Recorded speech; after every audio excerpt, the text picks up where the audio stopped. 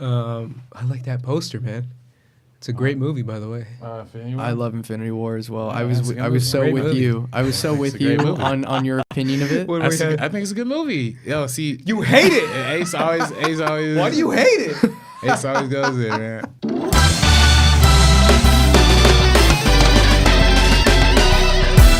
What is up, guys? Welcome to another episode of the Meaning Of Podcast. I am Ace. This is RB3. And this is the podcast where we talk about your favorite directors and the deeper meaning within their films. And we're back at it again with Mr. Sam Raimi. And back to join us once again, it is Camilo, and I forgot your last name again. Urdaneta. It's all good. Urdaneta. Yeah, thank you for having me again, man. Yeah, man. We really enjoyed having you on for the last Sam Raimi episode. It was a lot of fun. We appreciate your knowledge. We appreciate your love and your passion for Sam Raimi. Your insider information on Sam Raimi. It was really fun, man. It honestly was a really good episode. Thank you. Yeah, I had such a good time. The time flew by. Like seriously, thank you guys from the bottom of my heart. This is amazing. Great conversation. I'm sure the reception to it is great. We can't read any comments yet. Yeah. We're still taping the episode. What? That's not true. Wait a minute. What? I'm not supposed to say that this is the same day. Whoa. Anyways. got the same shirt on. We are going to get into, for the most part, the Sam Raimi Spider-Man films. A very historic film franchise, to say the least, especially nowadays. Talking about it in 2019 and in the future of superhero films. This is kind of what gave a boost, a kickstart, what started it all. Whatever you want to say, we're going to get into it because we have a lot of opinions. But it's definitely one of the trademark official comic book movies that kind of gave us what we have now, especially with the MCU. And we're going to get all into it because this is kind of what made...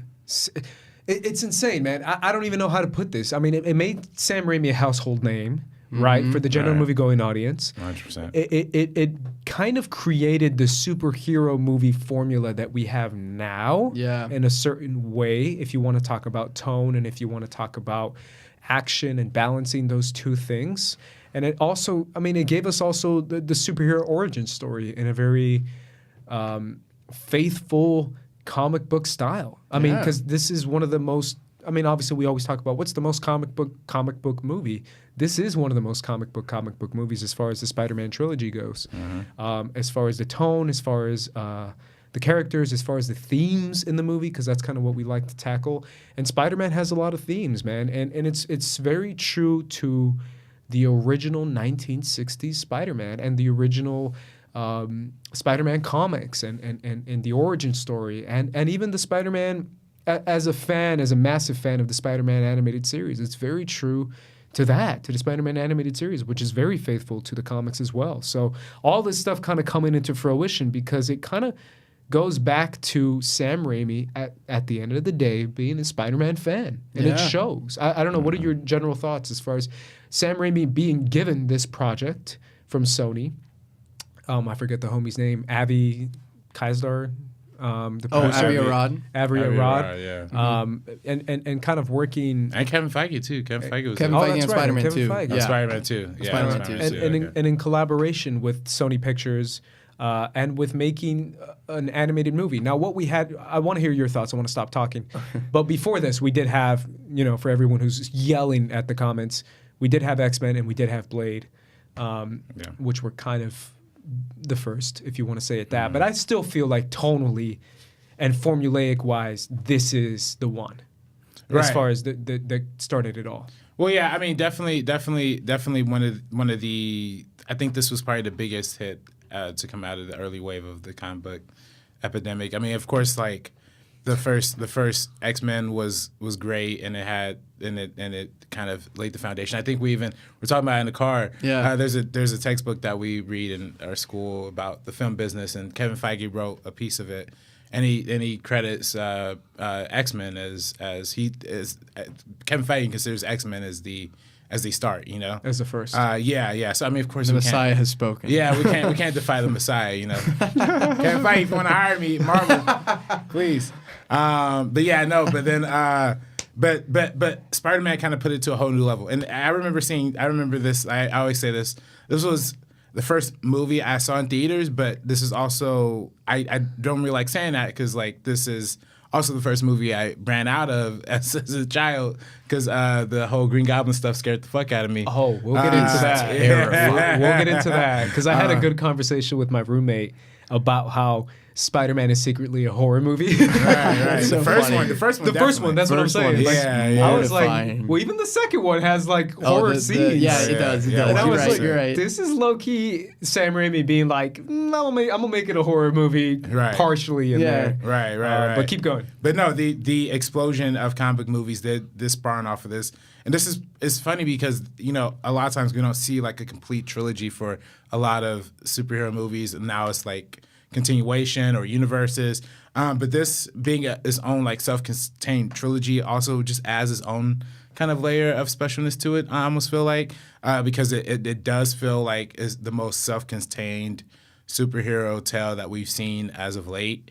And I think this, I mean, outside of the influence of the comic book movies, it also just influenced blockbuster filmmaking just in general too, right? The idea of taking a director from another genre, taking a director from mostly horror, taking a director from, you know, the XMen movies were taking Bryan Singer, who had previously done The Usual Suspects, but particularly with Spider-Man, somebody who from a director who is so known for making the Evil Dead movies, so known for having this highly stylized, highly kind of unique style, and incorporating that into a comic book character is cool and it's crazy. And of course, like the James Cameron was developing a version of Spider-Man before this version, and some of those elements transferred in over here. But I think ultimately this is through and through. You could definitely feel Sam Raimi's touch and impact through it. So it definitely feels like one of the most director-centric superhero franchises outside of like the Nolan Batman or a lot of other comic book films that we've seen. But this feels as unique as possible as it is. Yeah, I mean, from its time, it's one of the biggest. It's one of the biggest movies. I mean, think about it. As far as 2002 goes, like that was unheard of. The amount of money this thing was making. Yeah, it was I think it was the first one to break $100 million opening weekend. Opening weekend. First movie ever. Something like that. I mean, let me take a look at it. But at the same time, it's one of those ideas, right, where this is like it became such a massive hit where Spider-Man.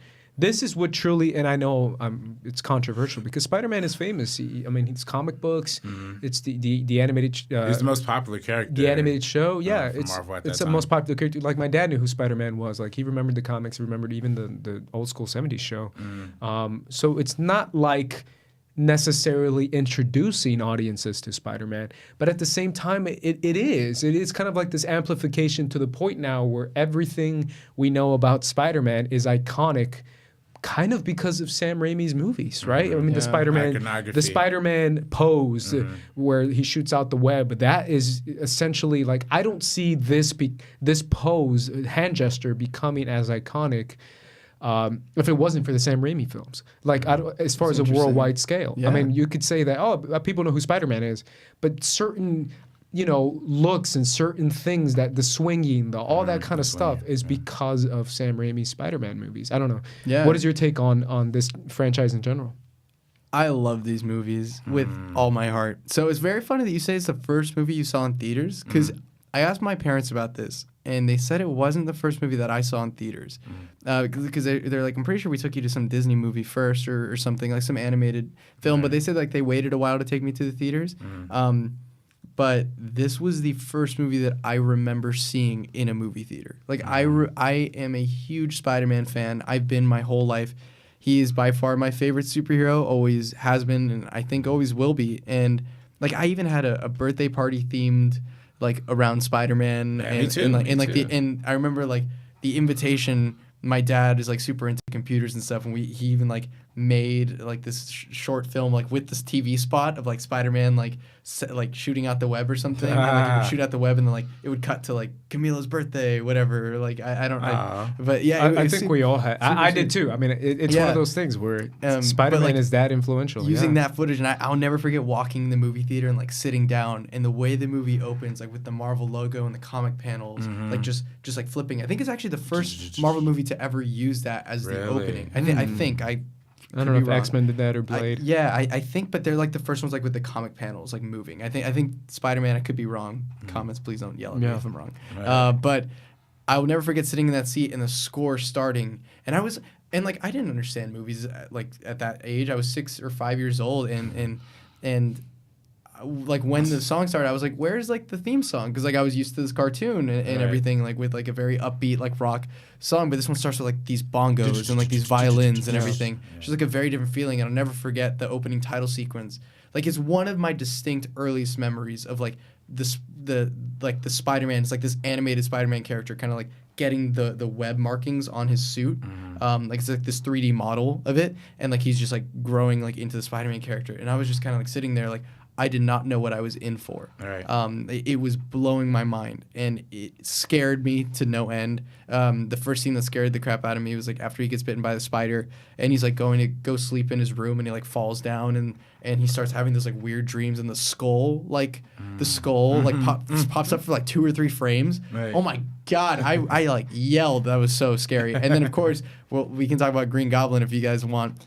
Mortifying character, like when he starts like shaking like he's having the seizure, like oh God, I still get chills about that to this day. I'm mortified by it. But the way it ends, like seeing Green Goblin get stabbed by his glider and like him dying and like him bleeding out the mouth, it's just like these images that obviously I was young, but it was like my first time being exposed to action in this way. Sure.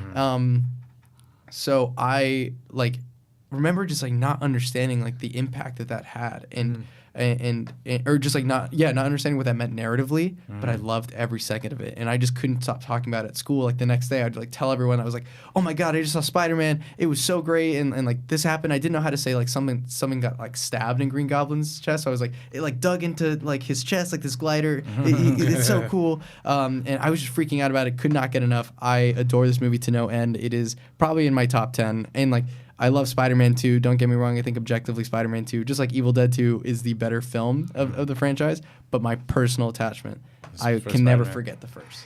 Yeah, it's incredible, man. I mean, I'm obviously, everyone's remembering the first time this. I remember my first time seeing this and being absolutely blown away. And I was a little older than you guys. So but at the same time, I still remember freaking out, like getting chills at once. I mean, obviously there's several scenes that have scary moments, but it's the one where he's attacking the freaking parade and he turns them all into skeletons and they all go and it turns, and I was like, that's crazy. Skeletons. Like I remember thinking that like skeletons were the scariest thing. No, you see that like at when a you young were age.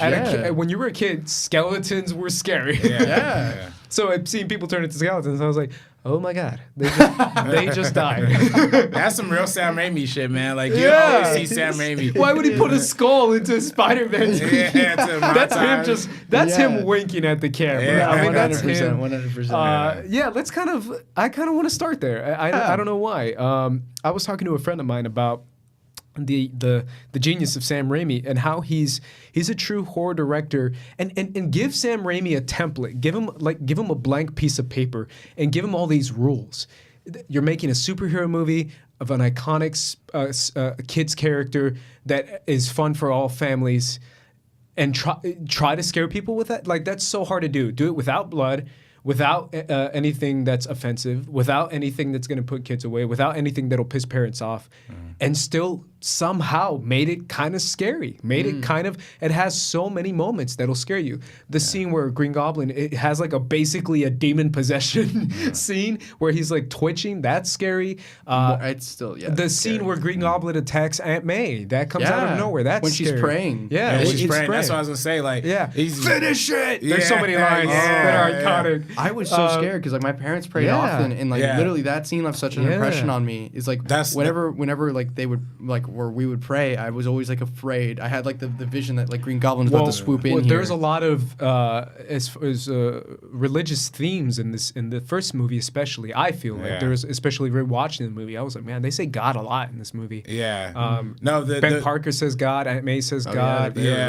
Norman Osborn, even Harry at the end, he's like, thank God for you, Peter. And I'm like, man, they say God a lot in this movie. Like, there's realize that. There's a very religious theme as far as like the Goblin being kind of the devil character, and truly kind of embodying that. That's what the imagery shows. That imagery, yeah. That's the point where I walked out was the prayer shit. Like when he listening. As a kid, that just freaked me out. But way there's too also hard. the scene where Norman Osborn wakes up on the floor and he's like, "What happened last night?" And then it cuts to like a giant. It still scared me. I rewatched this movie. The jump scare. Yeah, and it has that huge jump scare, and you're like, crap, what happened? And it has so many horror themes throughout the movie. Even when there's like non-costume stuff, like I remember watching this movie recently and thinking like the scene where the first scene at the high school where Norman is talking to what's the kid's name? Harry?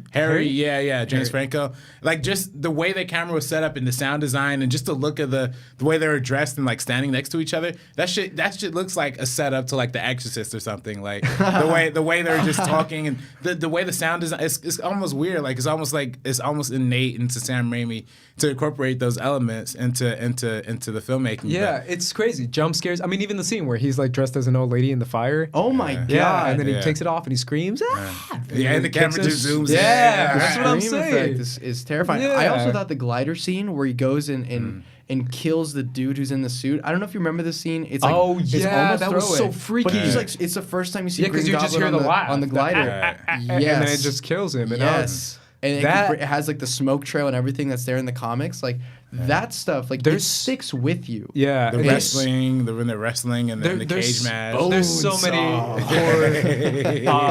I mean, even the third act with Mary Jane and him, throwing them off the bridge and Mary Jane falling in slow motion and like with the in eyes. the eyes. Yeah. All this stuff is like really Sam Raimi being like, I'm going to make a Spider-Man movie, but it's going to be a Sam Raimi Spider-Man movie. That's very deliberate in his decision making, and I love that. Obviously, that's like something I really wanted to talk about.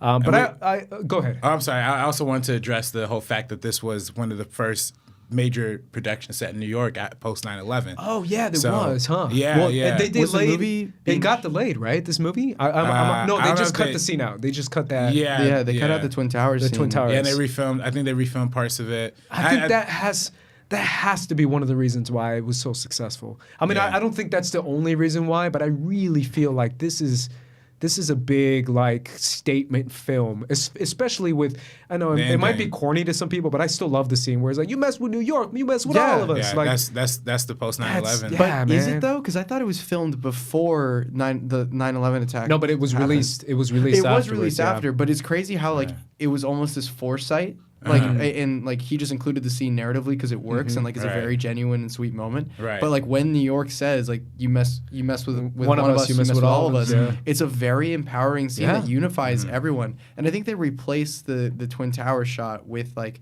a shot of him with the American flag as I think that was like that's what they changed. Right. But I think that's the only thing that they shot post 9/11, which is ridiculous. Like it's crazy to me how they were able to make such a beautiful movie about New York. Right. And it's crazy how narratively this movie is so traditional, right? It's a simple love story, down on his luck nerd, trying to find confidence within himself. That's the vibe I got as far as like finding confidence within yourself, and just really. That idea, there's so many great moments in this movie, and obviously I want to dive into every single one of it because that's what the point of this podcast is. But it really is that idea of like him coming into himself. It's this coming of age, and realizing that his powers. It's a guy who's been so down on his luck and been so pushed aside that when he gets his powers, he's like, oh shit, this is like, finally I can be a badass who can beat up the bully and I can get the girl. Like and then he realizes that, wait a minute, that's not what this point of the power set is for. The point of the powers is to sacrifice and to help those in need, right? That's the whole power responsibility, Spider-Man philosophy, if you even want to call it that, because obviously Into the Spider-Verse, as we've talked about before, how Into the Spider-Verse takes that philosophy and just makes an entire movie out of it, which is incredible. Right. But that's kind of the whole philosophy, right? Where it's like, I've been down on my luck this whole time. I need help, but I have to put myself aside to give those people help, to give other people help. And it's that idea of like, this powers can help me, but instead I want to use it to help others. Yeah. And that's kind of the whole, him trying to get Mary Jane throughout the entire movie, of him realizing that, I'm not as cool, I'm not as big, I'm not as buff as Flash Thompson. I'm not as confident because he's just not confident at all, even though that's kind of all he needs. Even if he didn't have any powers, it's like, bro, you smart as hell. Yeah. All you need is a tiny bit of confidence and that's it. But there's so many moments. I'm going to break this down into like acts. Yeah. The first act, I'm going to name some of my favorite moments. I want you guys to name some of your favorite moments. I got to say, there's so many lines too. I'm something of a scientist myself. I'm something of a scientist myself with Norman Osborn. But I really like the waving scene. It still gets me when Mary Jane is waving to her friends and he's like, oh shit, she's waving at me. He waves back. Do I wave back? Hell yeah. And then it's his friends in the they back. walk right by him. It's still funny to me, man. Yeah, that scene's awesome. But the first act really kind of it's the perfect, in my opinion, origin story of getting the power set. It's so deliberate, it's so focused, and it's so simple as far as like bitten by a radioactive spider, goes to this class, changes, his body transforms, and now he has these spider powers, and now he's trying to learn how to dive into them. What do you guys think as far as first act wise, specifically with Peter Parker? I mean, it's good that they spent a lot of time establishing who Peter Parker was, and it's crucial because it does. What this movie does is it sets up enough of the story to where you're so you identify with Peter Parker so much that beyond this, you really don't need to retell the story again. Because he's even. I'm sorry to interrupt, but he's even narrating the story himself in the beginning, literally the first line. So narrating it. It gives you the full scope of the origin story. Whereas a lot of times when you adapt things, you take things out or you add things or you remove things, but it's so traditional to what the Spider-Man comics is. It replicates it, but it does it in such a way that it is so burned into like the social consciousness, right? Like that's why a lot of people, when you see the Amazing Spider-Man, a lot of people are like, why'd you just do the same story again? We've already seen this. Yeah. It's the reason why Marvel doesn't want to redo it again. Reason why Into the Spider-Verse doesn't redo the story. And they even joke about it. Yeah, exactly. So it's because of the way that this first act was executed. That's such a good point. Yeah, it's one of the most impactful first acts ever. Yeah. Considering like the you Uncle just Ben said, dying, great power comes great responsibility. Yeah, you're right, man. This thing is crazy. What do you think, Camilo? No, I love the beginning of this movie, and there's a video essay that talks about this, and I don't remember who made the video essay. I'll look it up and I'll find it in a second. But it's talking about the efficiency of which the script was written by David Koepp. Like he's the screenwriter. He's one of the screenwriters or the screenwriter. I don't know if he's the only one. But essentially, it's all this video essay talking about like how he was able to build so much like backstory, build so much character into the screenplay while still being an efficient, narratively solid film, which is I think like a really hard thing to do because it starts off and you understand everything from the opening of like with the bus and Peter's narrating is like you probably think this is me or this or even this would be better and he's like it's like the guy eating the jelly donut but it's like really him. He's outside the bus like chasing it hitting his hand against the glass. Like that's a legendary. Just like you like understand like you're in good hands. Like this is Sam Raimi. Like he's got you. Yeah. And I love the whole first act. I think it's a really interesting first act because it shows the downside to Spider-Man's character. And I think that's the best thing about this movie is like that the person making it isn't like has a deep affinity and affection for the character. Not saying that nobody does when they're making the comic book films. Like I'm pretty sure all of them love the character. But this is like I think comic book movies meant something different in this era. It wasn't like you're making them because they're the hit thing at the time. It's you're making it because this character has impacted you in some way.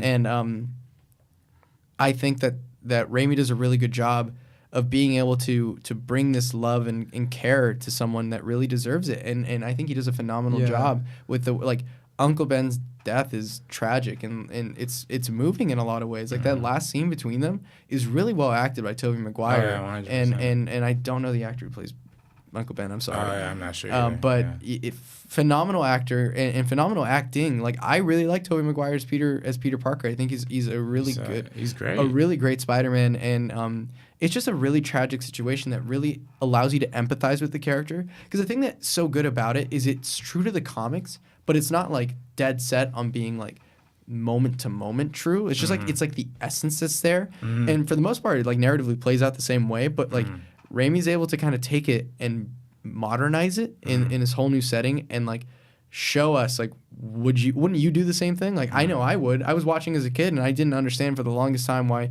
Peter Parker didn't stop the man as a young kid, because I don't understand, like, I didn't understand, but as I grew older, as an emotional adult, it's like when the guy says that's not my problem, I'm not giving you all the money, and then Peter kind of like is taken aback but doesn't do anything because he's like, all right, I guess not, and then goes to leave, and when the guy gets robbed, and Peter's like, I missed the part where that was my problem, like. You're like, yeah, like I would do the same thing, but then the consequence 100 times out of 100. the consequence of his actions though is so big, and it's like that tragedy that we all would have faced. Like, sure. Imagine your parent basically being taken from your eye, like right in front of you, and it really builds to a tremendous sequence. And on top of that, it's also like the fact that he just fought with him. The fact that he just said, "You're not my father." Like, that's even more tragic. It's like, oh my God, that's got to be awful to feel like this is the last thing I said to him. Yeah. The first act also includes obviously the wrestling scene, but I like what leads to the wrestling scene, where he sees Mary Jane get in the car with Flash's new car, and he's like, huh. Car equals cool, cool equals girl, car equals girl. And then he starts to look in the ads, and you see the car montage where it flashes, and I laugh every time. Yeah, it's great. And I'm like, really, man? Car equals girl? Yeah, that's a little cheesy, but it's fun. It's good cheesy. Yeah, it's so good cheesy. Yeah. Because then it leads to the wrestling, where he's trying to get money, and you see Octavia Spencer's cameo. As a lady who's like, "My God bless you." Yeah, Bruce Campbell's in there. And then Bruce Campbell gives him the name, which is also an incredible, funny scene. Amazing. Where he's like, "Spider-Man," he gives him the name. Right. And he's like, "Man, my name's the Human Spider. You said my name wrong." That scene's great. And then it leads to like the cage match. And especially in 2002. 2002 me was like next level wrestling fan. Awesome. I had all the so as a massive like wrestling fan, because I was a massive wrestling fan, this scene to me was like even more impactful, because I'm like, yo, this is crazy. Cage match. I love the crowd. They're so over the top. It's amazing how they're like sawing off their arms, and they're like, Cage. And he's like, I got you for 3 minutes of pain time. And the way he does all that, it's so good. I know every line from that scene. Did your husband give you that? Yeah, exactly. And as I'm rewatching this movie, I'm like, that's so funny, because it cuts to. So, full disclosure, I rewatched this movie recently, and as I was rewatching it, I was reciting it and doing like commentary. And just that line made me laugh so hard. It's so good. Because it's like that. 2002, man. Yeah. It's like, it's a sign of the times. Where that's 100%. Like, was so offensive. Yeah. But yeah, I mean, obviously it concludes with the death of the guy who killed his father.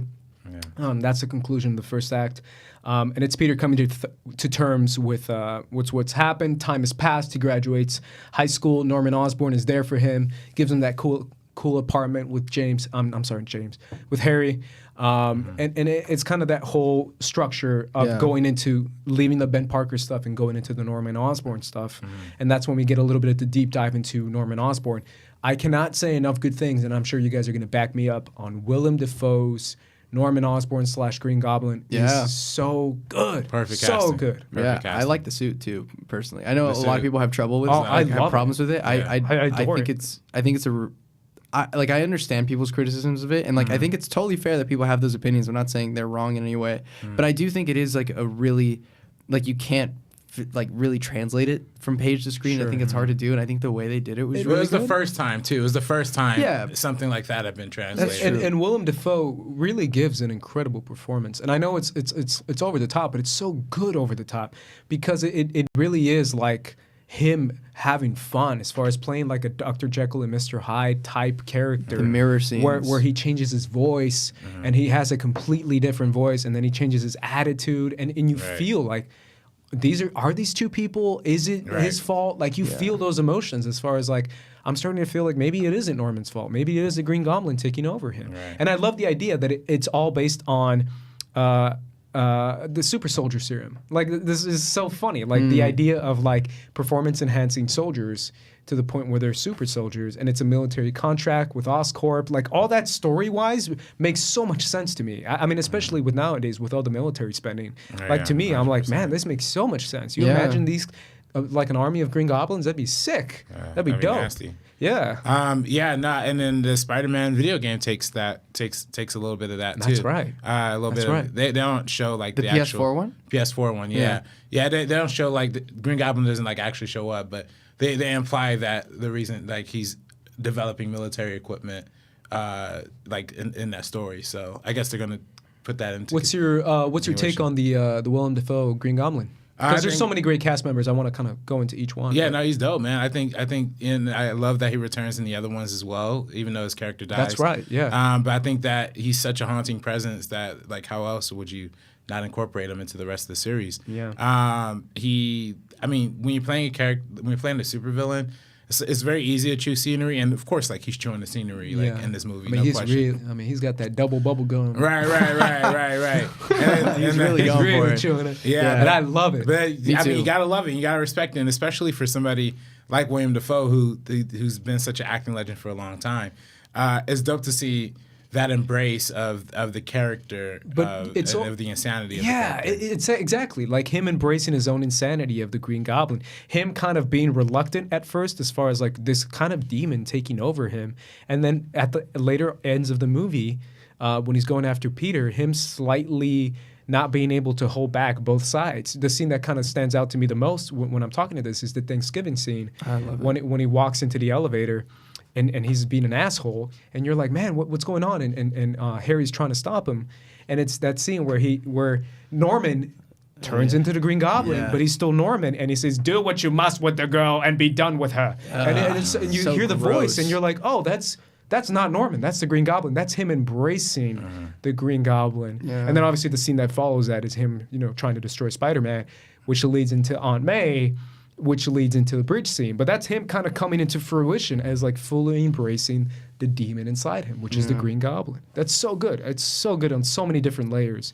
that Willem Dafoe nails. And he wanted to play the role, from my understanding. It's like I think he tried really hard. He was like really attracted to like the idea of playing Norman Osborn, and so like he fought for it. Like from what I understand, and I think he wholeheartedly deserved it. Put everything out there, and I think it's for the best. Like I also really like the rooftop scene.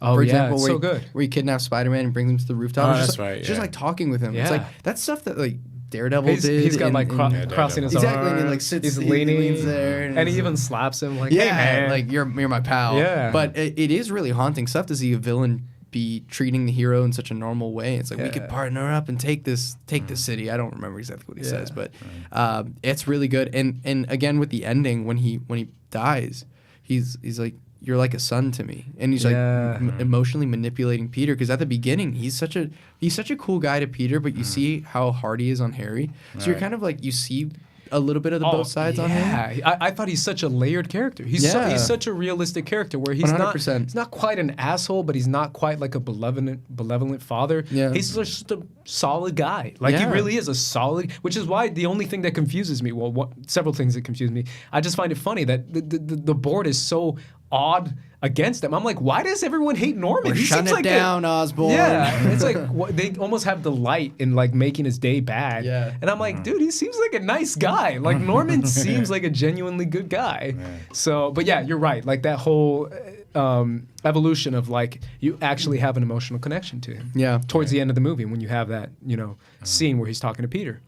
Let's talk about very briefly, because Spider-Man II, I really want to get into him a little bit more. J. Jonah Jameson, man. Oh, yeah. J.K. Simmons. Fantastic. The best casting in any superhero movie 100%. ever. Yo, yes. Better than any other casting. He like beats out Hugh Jackman and Heath Ledger. He beats out Robert Downey Jr. And Robert Downey Jr. Beat him all. Yeah. Barely beats him out, but still, it's the best. It's the best. That's why everyone was like, well, you have to bring him back. Yeah. And I was one of those people where I was like, you know what? It'd be weird, but bring him back. For continuity. Yeah, I don't care. Think they bring should him do back. It'd be so funny. It's in a different universe. It'd be so funny, man. But Plus, it looks like they're not making any Batman DC. Yeah, that's right. Commissioner Gordon. No, James. But yeah, I love every scene he's in. I mean, this movie gave us. I feel like Spider-Man 2 was even better. J.K. Simmons. Well, I do like in Spider-Man 1 when the Green Goblin tries to like come in and before he kidnaps Spider-Man and he breaks through and then he's like asking J. Jonah Jameson like where is the guy who takes pictures of Spider-Man? And then J. Jonah Jameson for whatever reason takes care of Peter or like or stays true to his word. And watching that, it's just like. It's such a human moment. I rewatching this movie, I thought the same thing. I was like, holy crap, there's this giant monster choking you, and you're like, I'm defending my staff. Like, I don't care. Even though he's like a dick the whole movie. Like, he's over the top dick. Like, to the level where it's like, all right, you're too much of an asshole. And yet he won't give up Peter, man. He's like, no, I don't know. It comes in the mail. He's like, you're lying. He's like, no, I'm not. I swear. And I was like, yo, he's defending Peter. Even though he treats him like shit and like gives him no money. It's amazing. Yeah, I love that little moment. You're right. Yeah. It humanizes him a little bit. And you're like, so wow. much so. I kind of like, I kind of like him. And just to say the David Kep video essay I was talking about was made by Captain Midnight, a guy named Captain Midnight on YouTube. He has really good video essays, but I just wanted to give credit to him because like that's where I got that. Didn't David Kep direct that bike movie too with Joseph Gordon-Levitt? Oh, what is it? Premium Rush. Premium Rush. He directed that movie, right? Really? I think wow. so. I didn't know that. Let's break that a little bit quickly. The rest of the cast: Kristen Dunst is incredible. Mary Fantastic. Jane. Ben Walker is played by David Kep. I'm sorry, not Ben Walker. Ben Parker is played by Cliff Robertson. Cliff Robertson, that's his name. Fantastic casting. Rosemary Harris is Mary Parker, is incredible. She's British and wonderful. She's even better in the second one. And then I don't want to say the discovery or the launching of James Franco, but it almost kind of is. The launching of James Franco as Harry Osborn. Yeah, the Freaks and Geeks, this is after Freaks and Geeks. Yeah, Freaks and Geeks, definitely Sam Levine. Shout out Sam Levine. Yeah, from Freaks and Geeks to Spider-Man and playing a very key role throughout the trilogy specifically. Maybe not so much in this movie, but playing a very humanized best friend, in my opinion. Yeah, I don't think a lot of people are gonna remember. I don't think a lot of people like remember that James Franco started in Spider-Man though. Like, I think a lot of people just think of him as like James Franco now. But to think that this is kind of what put him on the map. It kind of made him a household name. And he does a great job. He does a great job. Yeah. He's a great Harry Osborn. Let's finish up with the third act and maybe the overall themes of the movie. The third act is incredible. Obviously, the bridge scene, we can talk about that at length. It's so good. I love the idea of this is why you shouldn't become a hero. I don't want to imitate him. I used to do a great Green Goblin, by the way. I definitely don't want to embarrass myself right now, but I swear it was good. We'll hear it after we cut. Afterwards, you'll hear my laugh and everything. But when he says, this is why you don't become a hero, so some sadistic psycho, makes you make like a life choice or something like that, where he's like, the woman you love will suffer the children. And then he... Great line. It's such a good line. And it's that idea of like putting yourselves into Spider-Man's shoes. It's like, what would I do? What would you do in that situation? Heavy. And it's so funny, but it's great. And I love how he chooses both, kind of almost like defying expectations and almost kind of like a full circle into the Spider-Man character as far as like he has the power, the ability, the knowledge, and the compassion to do both. To be like, you know what? I'm going to save my girl and be selfish, but at the same time, I'm going to be selfless and save the little kids at the same time. Like, what's up, bro? Shows how great of a hero he is, too. It shows him, like, that's Spider-Man in a nutshell. Where you at, Dark Knight? Yeah, saving both.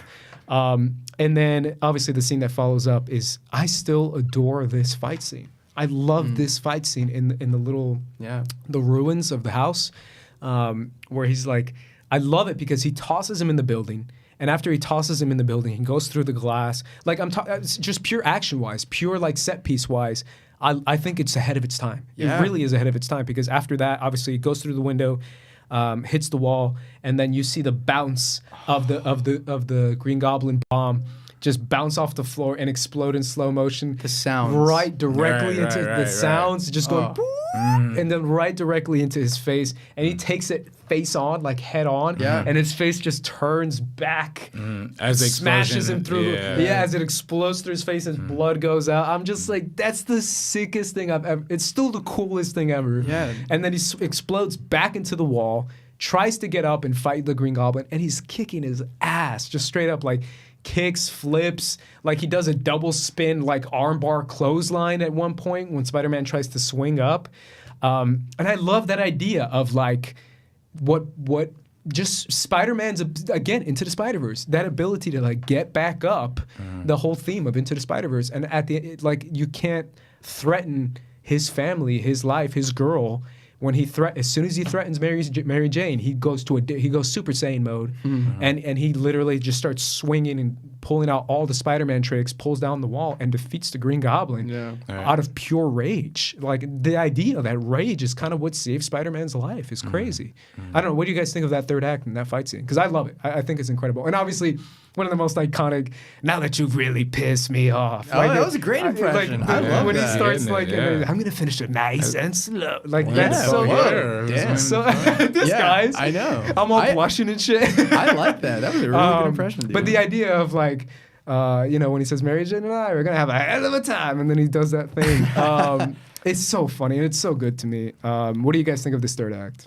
Yeah, no, I think it's fire. I mean, again, like at this point, I think I had left the theater when I was a child and saw it. But of course, in retrospect, like it's dope seeing. I love that traditional thing that superheroes do.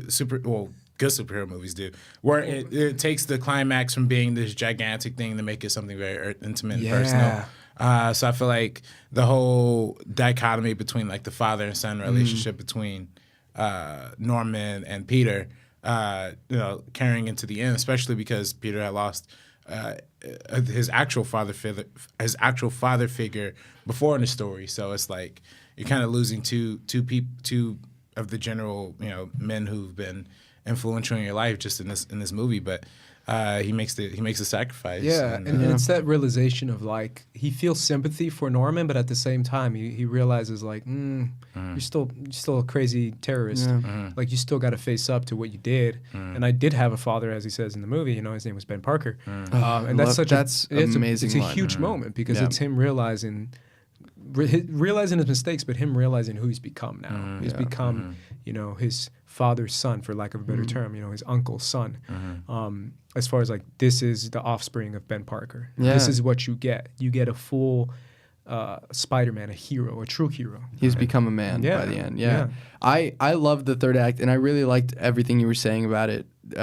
Like everything is so true, like from the sound design to you feel the punches, like in a major way. It's a genuinely good fight scene, and it's probably better than some fight scenes that we've had in recent years, in my opinion. Yeah, I think like the only movie to really capture, I think like that superhero fight scene again was The Dark Knight Rises when Batman goes up against like Bane in the bridge, like in the bridge scene, like you actually feel like Bane beating down on Batman. And it's just like you feel that like that guttural intensity. Like those hits and like the sounds of them, even like in the slow motion of the bombs and the blood like gushing out. Like you don't see that in superhero movies today. Like that's you don't see a hero be beaten down and kind of like. I mean, as a kid, definitely when watching it, I was really concerned. I thought, I saw my hero being killed right before my eyes, or almost being killed right before my eyes, and that was a really hard scene. Like it was traumatic in the sense of like, I mean, granted, I watch it now and like I know the outcome and stuff, but I remember as a kid, like I felt very like the movie was doing everything it needed to do for me right there in that theater. It's like what I imagine Infinity War did to kids like who are watching it now. Like Infinity War, kids who saw it in theaters like must have been so blown away by like the fact that these heroes are like perishing right before their eyes. Like I imagine it's like the same feeling that I had, or like even to a greater degree, like what I had watching Spider-Man. I think the third act's beautiful, and I never understood like why Peter was walking away from Mary Jane at the very, very end. Like as a kid, I like still because it has very mature themes that I think you have to be a certain age to understand. Sure. But like now watching it today, like it's such a beautiful message and like truly beautiful. Like I say that and I mean it wholeheartedly. Like I think it's a really wonderful film. It's so and it's so impactful in the sense of like the fact that Harry just like almost kisses him. Like in the sense of like he's so like, man, I love you, man. Yeah. Like you're my brother. And he just is like, thank God for you, Peter. And he pats him in the back like that. And I'm just like, man, that's some dark stuff, man. Yeah. Where he's dealing with like the idea of like, this is my brother, this is my homie. But I still low key beat up his dad. Yeah. And his dad is a psycho killer, and he told me not to tell him. Right. So that's another part of his responsibility too, and is like his decision making. That's deep at the end. Obviously, the rest of the funeral scene with Mary Jane. Yeah, it's incredible. It truly is. I adore this movie to the death. One last thing I wanted to say real quick, and I know it's such a little side thing, but I really wanted to say it, and I forgot, is the idea of him stopping the killer. Oh, interesting. I don't know why. It always gets me. Even when I first saw the movie, it got me. And rewatching it, it still got me. The fact that when he doesn't stop the killer and the door is closing and he makes eye contact with him and he says, "Thanks, man." Like, thanks. And it's just so genuine. Like, that guy is so genuinely like, that's what's up, man. Like, thanks. Like, the way he says it and the way Peter is like, "Yeah, man, I got you." Like, that idea of like, oh, this is the guy who kills. I can't believe it, man. Like, not only did I not stop him, but I low-key gave him like a fist bump. Like, it makes it so much worse. Yeah. Like, that little nugget that Sam Raimi added to me made it even more like 10 times more impactful. Right. Because it low-key is kind of like a side bump that he gives him, like a little fist bump of like, "Thanks, man. Like, I got you." Yeah. Man, I don't know. That got me. That is revised a little bit when we see Spider-Man 3, though. Yeah, It is. It is. And we'll get into that. But before we do... Wait, can we actually say one more thing about Okay, Spider-Man? go for it. Sorry, we have not talked about the kissing scene, which I think is Oh, like yeah. a travesty. Yeah. And the rain fight scene is a great fight scene. The rain fight scene is fantastic, and how he does it like without a mask, and like we don't have to harp on this very long, but it's a very romantic scene, which is interesting to have in a superhero film. Yeah. Like, now And it's like you don't have like the heroes kissing. I was gonna say it's kind of low key, like, yo, this hot. No, like, it's very it's very sexual, but like but I don't want to also- say it. Sorry, family. No, Okay. it is, but like it is also just an iconic scene. Like, when It people is. think about like think Yeah, of one frame from the Spider-Man trilogy, Yeah. like you can say the trilogy, and it's the upside down kiss. Upside down. Like it's such an interesting moment. Very well done. I think very elegantly done. But I just wanted to bring it up because it's like iconic in every Absolutely, way, and I think it's wonderful and really narratively important. Every Spider-Man movie, like, at least either like references it or tries to imitate it or something. Yeah. you Well, know? the thing is, I think like because it's from the comics, right? Right, But right. I don't think it's like they're referencing that movie, but I think Right. everyone's perception is that they're referencing the think- first yeah. movie Yeah. because of how iconic that first movie is. Well, It's I like you can't ever escape its shadow. Yeah, I think a lot of the stuff in what the first movie establishes Yeah. is what defines a lot of the iconography, at least in the general public's minds, you know? Yeah. Yeah. Let's get into Spider-Man II, which came out in 2004. Yeah. And this is it, man. This is it. To me, this is still, and RB3 and I agree on this, I believe, the best Spider-Man film of all time. 100%. It is GOAT, the GOAT. Spider-Man films. I think you have a third person in agreement with you. Hey. Oh, really? You agree with that? I mean, the first Spider-Man. Well, the first Spider-Man, like it's kind of like the subjective versus objective thing. Like Okay. I subjectively love the first movie in all ways, but I objectively recognize that the second one's better. Okay. And I love the second one too. I think the only thing that puts the first one up in my mind just a little bit more was like that eye-opening theatrical experience I had at like such a young age when I saw the movie for the first time. Sure. But admittedly, like I can quote the second one like I can quote the first. I love the second one. And I think it's just narratively the more solid film. Like you can't argue with that. I think this is my personal opinion. I know it's a hot take. Spider-Man 2 is the best comic book movie ever made. Yeah, that's not a hot take. That's not a hot take. That's not a hot take. Believe me. Oh, okay. In preparation for this episode, I read quite a few articles that called this the greatest superhero movie ever. And I agree. was like, wow, there's quite a few. I'm not just saying one. I'm saying a lot of people say this is the greatest superhero movie ever, and that's crazy to me. I mean, obviously, I consider it up there, if not maybe top 3 for me. Yeah. If I'm being honest, maybe I would say top 3. I would still put the Dark Knight. I put the Dark Knight, Avengers, and Spider-Man 2. I might put this up above Avengers, to be honest. I love Avengers, but man, I don't know. I just really love this movie, man. I think it's iconic in all the senses of the word. Like in every sense of the word, it's iconic. It really is, and it really goes to a lot of it is the acting, a lot of it is the characters and the action and all that. But at the end of the day, it's Sam Raimi. Sam Raimi is the star of this movie, man. Sam Raimi and Bill Pope, to be honest, though, because I think Bill Pope is is another star of this DP movie. of this film. The DP of this film, who also shot The Matrix and he shot Darkman and Army of Darkness. Army of Darkness.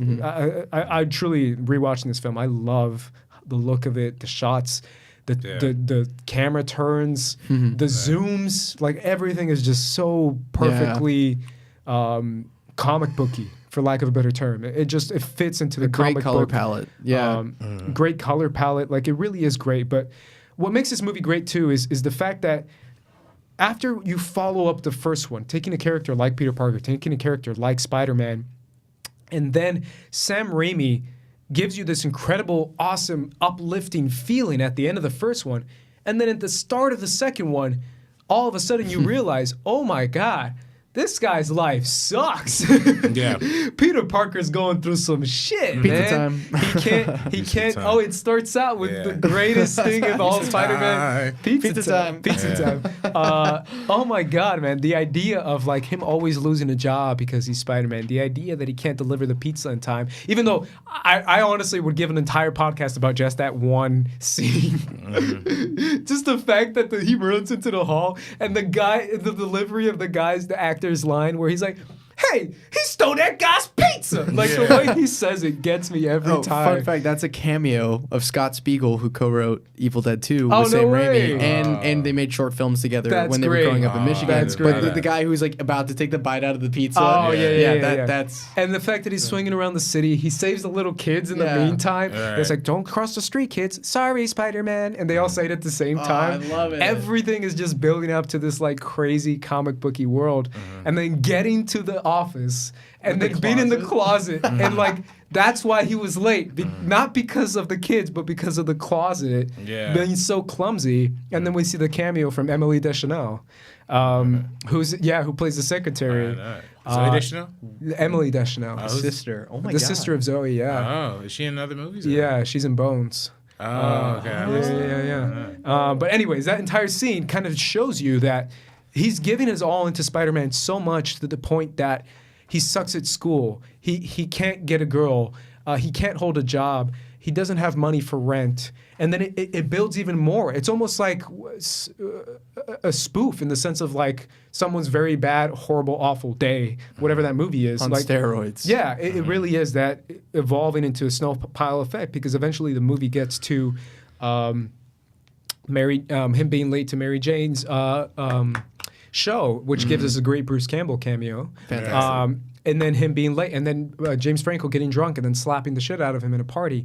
And then at that, and then he can't get a drink at any waiter that keeps passing him by, which is great. And that's also Sam And he Raimi. gets one, but it's already taken, And right? it's already taken. It's like already empty. But my favorite one is where it comes in a frame, and then he reaches for it, and then it takes it away, and you just see his eyes just go like oh my God. He looks off screen at them. Yeah. but at the end of that party, when he literally just 2 seconds after getting bitch slapped by your best friend in front of everyone, it's like, oh, by the way, Mary Jane has just agreed to marry me. Some random Some guy astronaut, who's the son of like this asshole And J. Jonah boss. Jameson. Your boss, Yeah. of all people. It's all this snow pile effect to him losing his powers. Yeah. And then just being like, you know what? I'm good, man. Yeah. I'm going to be selfish. All this power and responsibility stuff, I'm good. And then it has that crazy vision scene that he has with his Uncle Ben, where he says, you know, I'm good, Uncle Ben. I'm not going to be Spider-Man anymore. I don't want no power. I don't want no responsibility.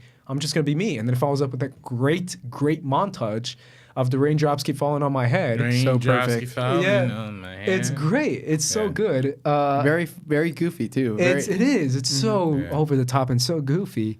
But all that stuff to me defines the greatness of this movie. You wouldn't have the amazing train scene, the incredible Alfred Molina as Dr. Octopus, all the Harry Osborn and Peter stuff, all that kind of cool stuff that people remember wouldn't happen if it wasn't for the experience of Peter Parker's awful first hour in this movie. And my favorite shot kind of defining this is when he's dragging his broken moped down the street, and it's across all these posters of Mary Jane, and he's passing them by almost as if she's Mocking following him. him and haunting him. And it follows him all the way down the street. Yeah. And it's funny, but at the same time, it's very like profound and emotional because you're like, man, this guy literally has like some creature after him, some like demon that's playing tricks on him because it's so bad to the point that it's like, wow, this is awful. This is the idea of taking a hero and humbling him to the point of like, wait a minute, being a hero doesn't mean fame and fortune. It means having a pretty shitty life sometimes. I don't know. What do you guys think of that entire first act, RB3?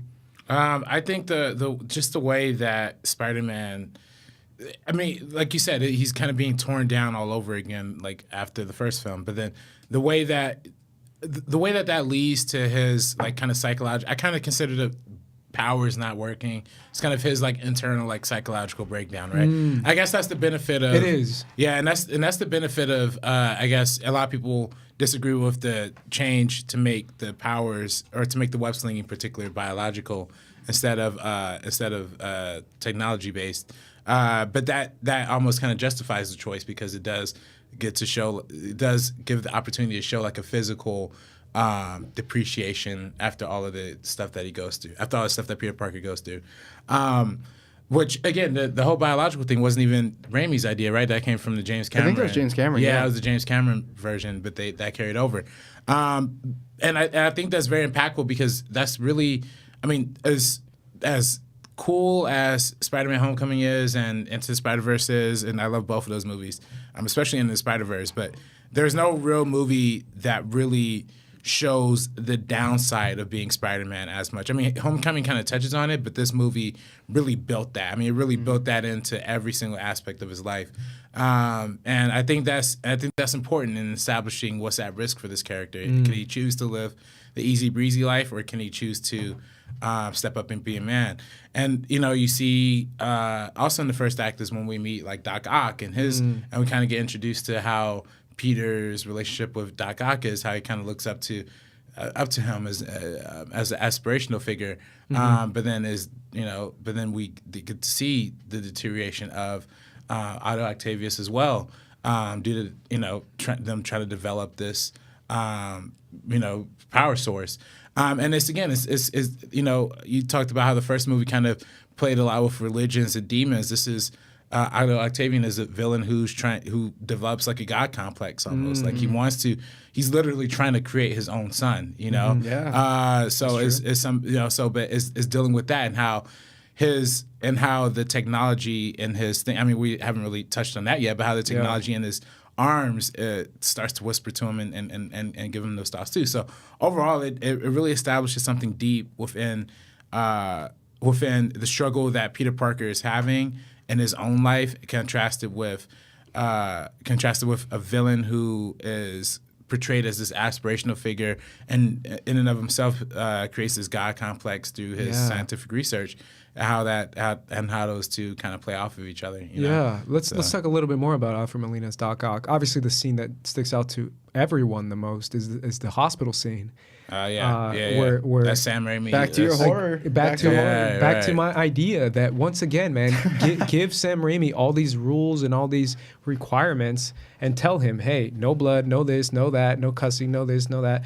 Make a horror movie, and he still can do it. Yeah. Like that to me is talent right there, where most horror directors are like, man, I have to have my blood. I have to have my...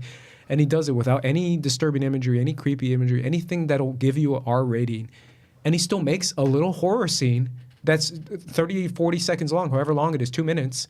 Yeah. And it's incredible. It's a better horror movie than a lot of horror movies that we've seen over the past few years. And it's, again, a 2-minute scene. I don't know. I find that to be incredible. The fact that he does that inside a Spider-Man movie, it shows you that Sam Raimi is like, I'm still going to be me. Yeah. What do you think of that scene? No, I love that scene. And I think you bring up a really good point when you say that he doesn't need to rely on any of this R-rated imagery, but he's still able to craft imagery that's horrific in itself. Yeah. For example, the one that stands out most to me is when this one doctor, she gets like thrown onto the floor and then she starts getting pulled by the tentacles and her nails, her screams are crazy. Like her nails like scrape the floor and it just like creates this trail. It's just like, oh my God, like that's messed up. That's man. Scary. And with the doctors like trying to fight it off with the chainsaw that they get. That's such an Evil Dead callback. Right. But it's a really, really great scene. And I just love how with all of his movies or with everything, he's like never afraid to kind of step outside, like take a step outside of the sandbox, but never leave like the playground. I don't know. That's probably really stupid. No, but, I like, like that. No, I was gonna say that's really good. Oh, thank you. But essentially, like that's what I think he does so well. It's like he's not afraid to kind of take these risks or take these like interesting ways of showing something, and that I think is like admittedly really hard to do. So people are very averse of doing it, especially in today's like filmmaking world. Like it is a risk to kind of include something like that. Like I would imagine most studio executives now, like you show them a horror scene like that, they're kind of like, that's probably going to scare the younger kids. It's probably not going to make it as rewatchable as a film, and we want people to come back again and again and again. Bring all their family, bring the young ones too. We can't have that scene in there, but it's just like really commendable how it's just like it's a different era of comic book movies, right? Like they're on the rise to being what they are today. So it's a very important place in time, I feel, and I think he knocks it out of the park with that scene in particular. Yeah, I mean, this movie has so many ups and downs too. It's crazy how his relationship with Mary Jane goes from like she wants to be with him at the very first 5 minutes of the movie, and then 10 minutes later, she's like, no, screw this guy. He didn't show up to my show. Yeah. And then 15 minutes later, when he gives up being Spider-Man, she's like, okay, maybe. Right. And then after that, he's like, no, I have to be Spider-Man. So he's like, no. It literally goes up and down, up and down, up and down. But it kind of goes to show you his mental battle that he's having of him deciding what to do with his life as far as becoming Spider-Man or being an awesome scientist. Yeah. Like, do I be Spider-Man? Or awesome boyfriend. Oh, no, awesome boyfriend. Exactly. I can be a badass scientist with an awesome wife, or I could be Spider-Man, right? He thinks he has to decide between the two. Obviously, we can get into the future franchise of what happens, but all those decision makings is great too, which eventually leads to Otto Octavius and Harry Osborn, the precious tritium. Shout out to the precious tritium. And then him really, he wants. Scene. I know, Yeah. and he wants to kill Spider-Man. I love how it's like a Jurassic Park thing too, where he's climbing up the walls, and then he has the alcohol and he catches the glass of alcohol that he's drinking. Nice. That's super nice. That's good, man. That's good. Yeah. And then he tells him to get Mary Jane. We have the cool car scene that smashes in the window, that Into the Spider-Verse spoofed, which I think is incredible.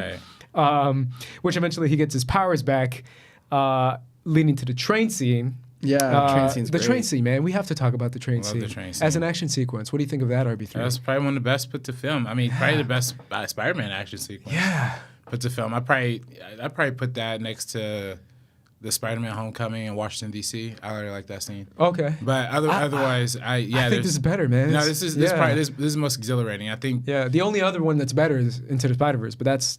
Oh yeah, but that's animated. That's animated. You have more freedom with that. You have more freedom. Yeah. But yeah, that was a good train scene. Yeah. I forgot about that train scene. That's a good point. I did too. Yeah, but even that, almost that feels like it's paying homage to the original. That's true. It is. Without this movie, we wouldn't have it. Right. And that's why that's what I've always said. I've said it on Twitter. Like I think that what we recognize as Spider-Man now is what people are parroting and Into the Spider-Verse and kind of subverting in Homecoming. A lot of that imagery comes from the first Spider-Man movie, but particularly Spider-Man II. I think that the whole like him holding the train back became such an icon and that's Homecoming did it. Yeah, Homecoming. Every Marvel movie does it. The fucking Jesus Thor imagery. did it. It is totally Jesus. Yeah. So I think that definitely like and is dope because it actually and it is a dope sequence because it plays on the first Spider-Man movie, the theme of the people in New York, all being unified, how they carry him back, through the train, and they all. You're right. Like, it is very Jesus. Yeah. That is very Jesus when they're carrying the body. And he's being carried he's he's being carried like a that. Cross. Right. And they're like, we're not gonna tell your secret, Spider-Man. Like, I love that scene. Yeah. So it's just all of that.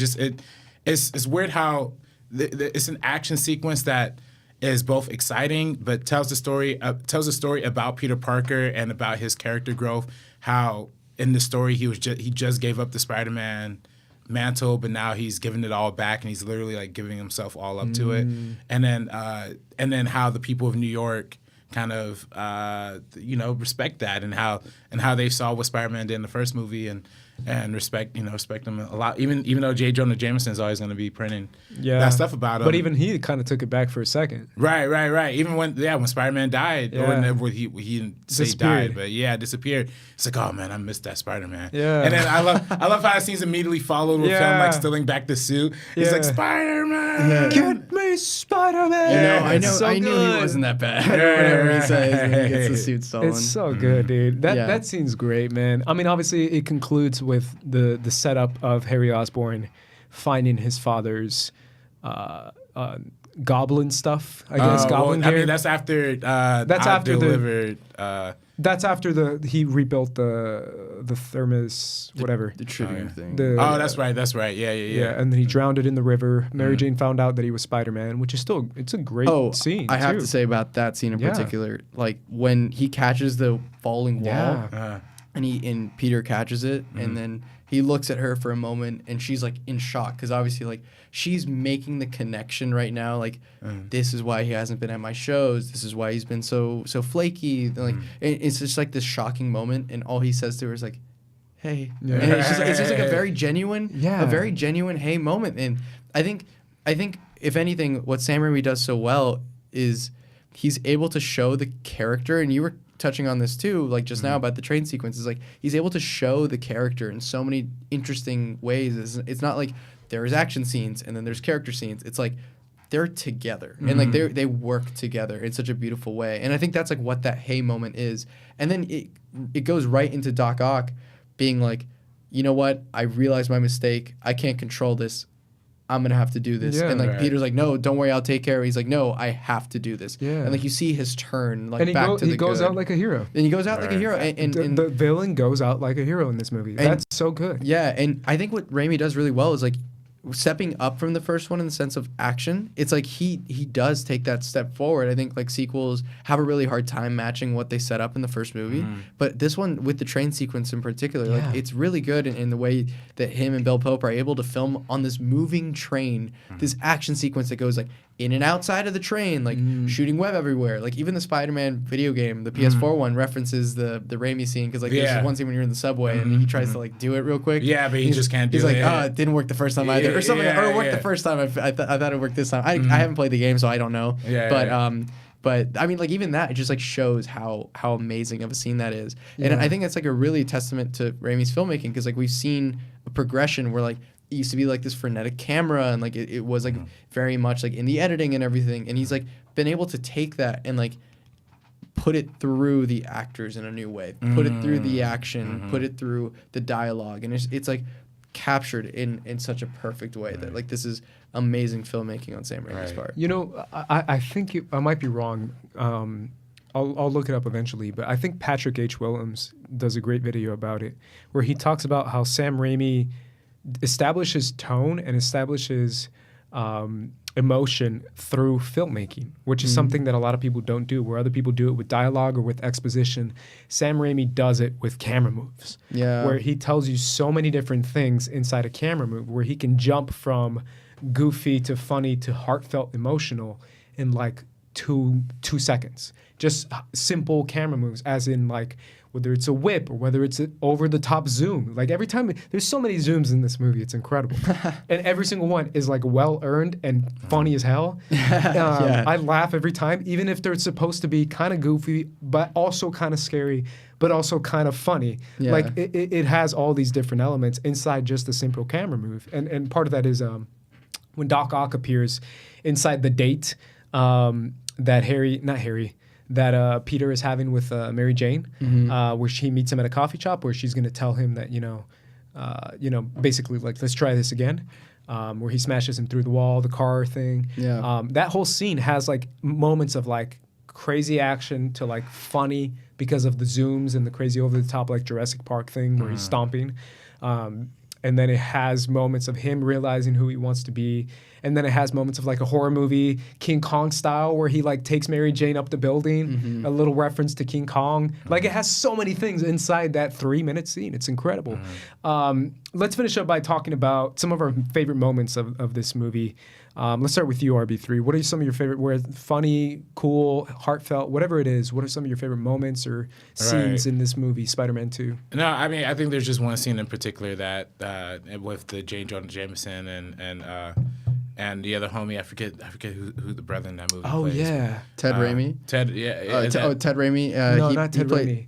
The guy who believes in Spider-Man all the time. I forget his name, right? Hoffman is Ted Raimi's character. Which one? It's the guy black dude. The black dude. Oh, I love him. Yeah. He's great. I don't know his name though. Yeah, I forget his name too. But yeah, he's great. And then, what scene is it? I mean, just that whole scene. I forget which exactly scene it is, but I remember it specifically because like I thought like, yo, that even as a kid, like I was like, yo, this scene like moved really fast. Like it just cut from like I love the way that Raimi cut from like line to line to line to line to line to line to line to line, because it really like adds this like phonetic like sense of comedy to it. I think I know what scene you're talking about. Yeah, but it's man, there's so many great lines in that scene. But it's one where he's talking to the secretary, but he's also talking to him, but he's also talking to Ted Raimi. But he's like, and then he goes back to Peter, and then he goes, "I need you back. You're fired. No, you're rehired." Yeah. It's like he's talking on the phone. J. Jonah Jameson, your wife has lost her checkbook. Tell her I said thank you. Right. They're talking about the arrangements for the party. That's right. Do we need the flowers? Make sure it's plastic flowers. Yeah. Oh my god. You're right. Yeah. That scene's incredible. Awesome. Just the dialogue of like going from one to the other to the other to the other. Mm-hmm. No, it's so good. It's so good, dude. Yeah, that you're right, man. Any scene that stands out to you or moment? I mean, I think we've talked about like I think the majority of them. I think they're all really really great.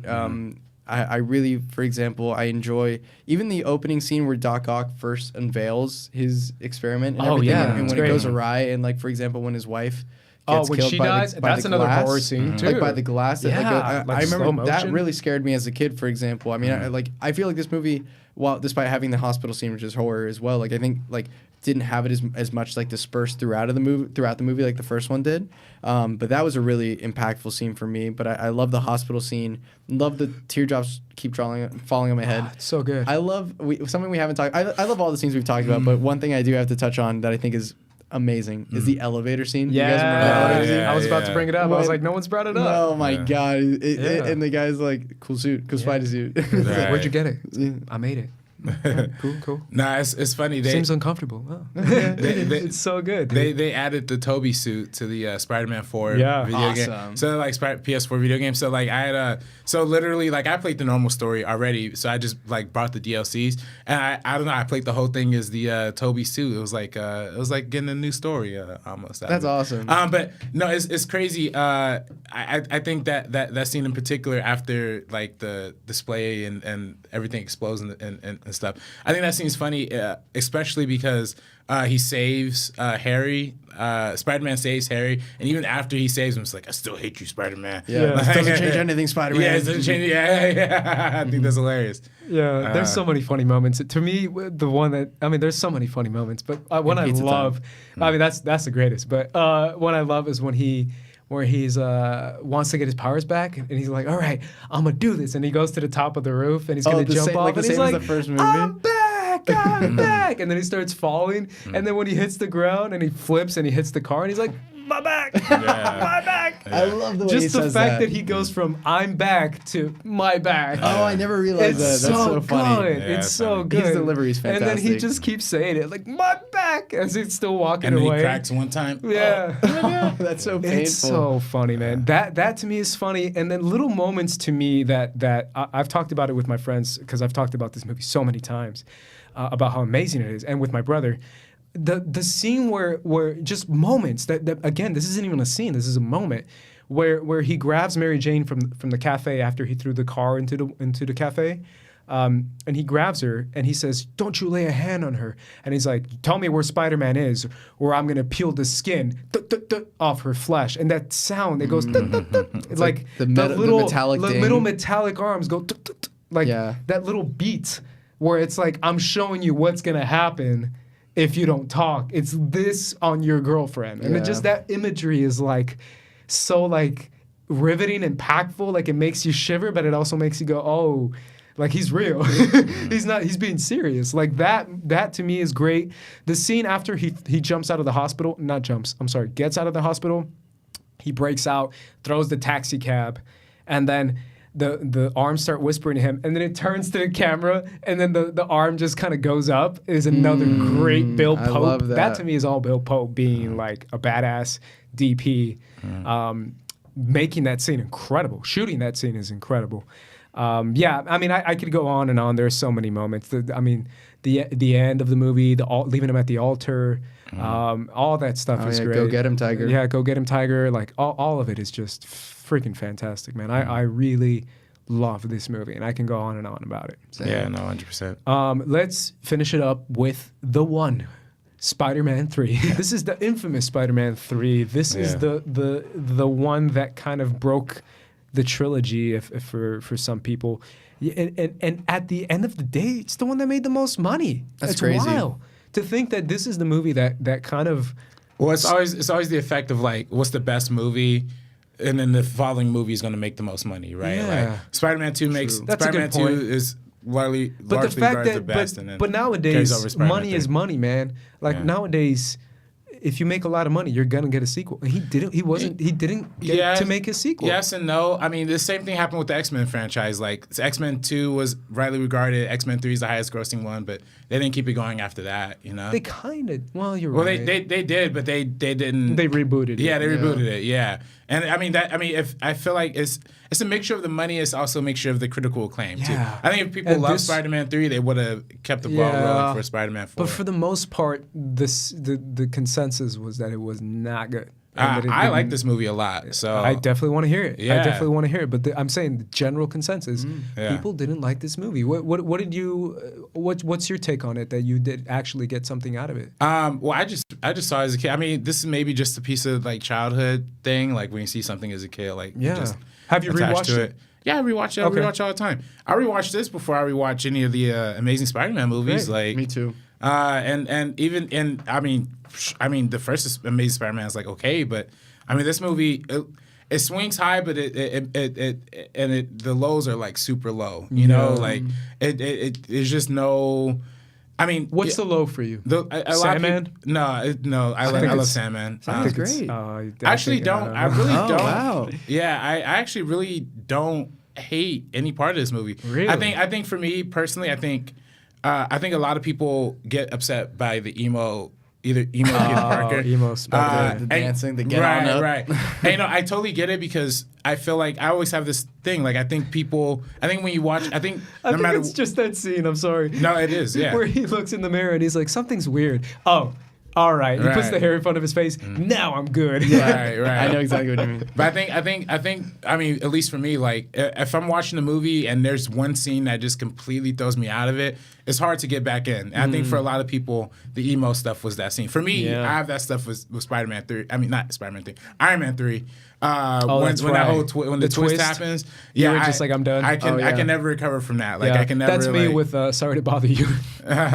Oh, the twist in that movie. I was like, I love this movie, and then I was like, I'm done. Did you watch too? Movies? Yeah. I was actually off the train a little bit earlier, and then that one solidified me off I the was train. on it, especially after that party scene with that amazing rap. I was like, this movie's incredible. Yeah, it's so stupid. I was like, this movie's incredible. And then as soon as that twist happened, I was like, all righty. Yeah. I'm good. It was over. Blind Spotting's the better Sorry to Bother You. I still haven't seen Blind Spotting. You saw Blind Spotting. I did. It was on your top 10 list. It was on my top 10. Blind Spotting's great. Still gotta see Blind But Spotting. either way, Go that watch it. was for Spider-Man 3, but you didn't have that in I Spider-Man didn't 3. have that. No, honestly, I remember seeing it as a kid, really liking it. Yeah. I see it. I watch it now.